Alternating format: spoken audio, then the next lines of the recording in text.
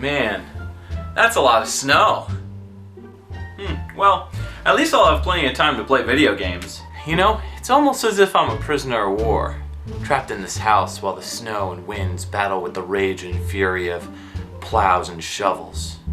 Yeah, prisoner of war.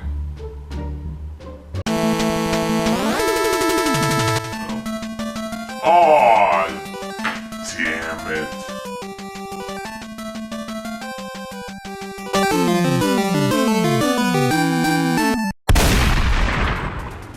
Well, I guess we're going to review P.O.W. This is a predictable little beat-em-up by SNK, and this game can, at times, be the equivalent of a gangbang without loot.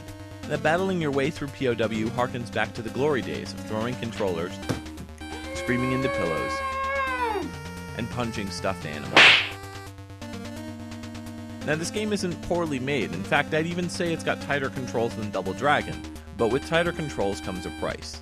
While P.O.W. remains eternally in the bargain bin, the game's rampant difficulty prevents many from placing it in higher ranks with more well-known titles of the genre.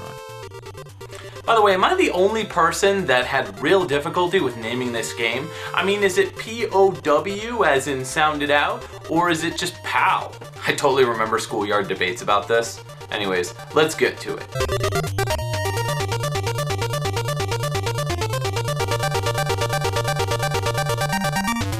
P.O.W., also known as Datsukoku in Japan, is a port of the arcade classic. Though this version is not 2 players, the story is the same. Regardless, the Nintendo version fails right away for showing 2 players on the cover. Get with the program, SNK. You play as Bart. No, not Bart's, just Bart. He's an American tough guy, working for the military to go to jail? Yes, he's going to become a prisoner of war so he can escape and destroy the enemy base from the inside. This is what I don't get about the plot to this game. Why bother going through all this mess just to destroy an enemy base? They're not trying to recover any secret weapons or save anybody, so why didn't they just bomb the damn place and get it over with? Wait a minute, is this how wars are supposed to be won? One guy? Man, we've been doing it wrong all this time! Ridiculous Nintendo plots aside, the game seems to progress nicely without too much plot getting in the way. Levels are varied enough despite some bland color transitions. Plus, there's some weird-ass stuff hidden around the rooms. Is that a...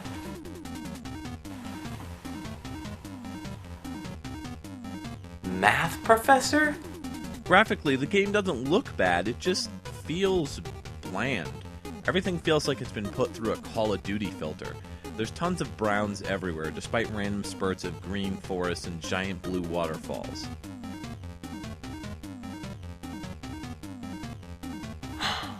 Where have I seen this scene before? X-Men, welcome to die. Bart has the option of punching, kicking, and canning?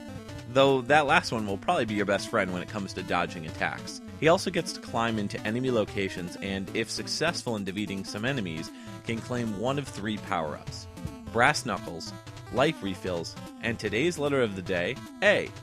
Seriously, nothing feels better than intentionally running towards an oncoming knife only to watch it deflect off your body. All projectiles will bow down before me.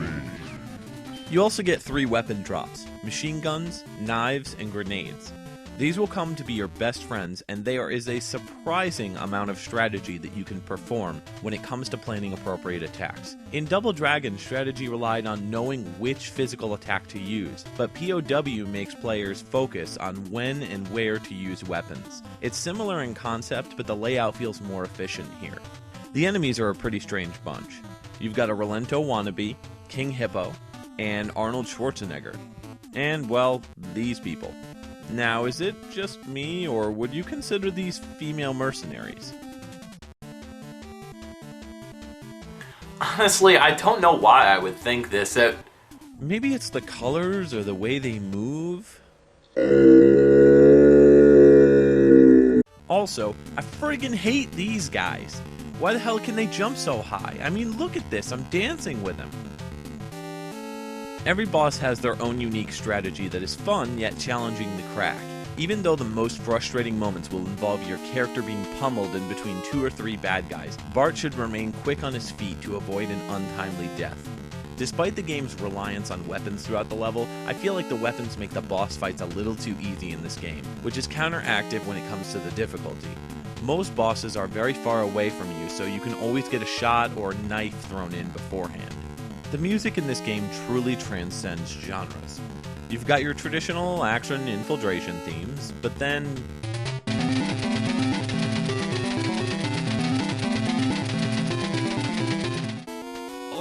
this song is just a mess of noise. Between the borderline heavy metal of the second to last level, the third level's jazz-influenced big bop and jamboree,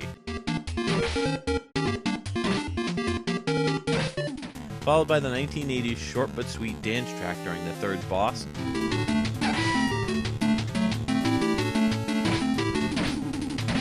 I'm stumped. There's a few terrible tracks, but overall you'll be enjoying mostly solid tunes on this cart. What? What is this? Why does Bart want to play Final Fantasy VII? I love their response. Okay. Here's the reason why the game is so frustrating. Yeah, that sound is obnoxious, but here's the thing. When you start a new stage, you lose your power-ups. That's fair, I get that. When I hit an enemy, they drop their weapon. But if I get hit hard enough, I lose my power-ups. I mean, if I lose my weapon when I die, I still get to pick it back up. What about my power-ups? I know they did this to increase the difficulty, but honestly, it makes the game damn near unplayable, especially in the later levels. After the Arnold fight, you get congratulated. Or congratulated.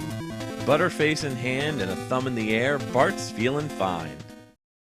Despite the ridiculous difficulty, Prisoner of War's pros outweigh its cons. The game feels trapped in the 80s, but I don't think most of us would have it any other way. The fact that this game remains a common title makes it worth the low price that you'll pay to play it. Just make sure to keep plenty of pillows handy. Now, let's say, how about we go ahead and bust out of here, huh?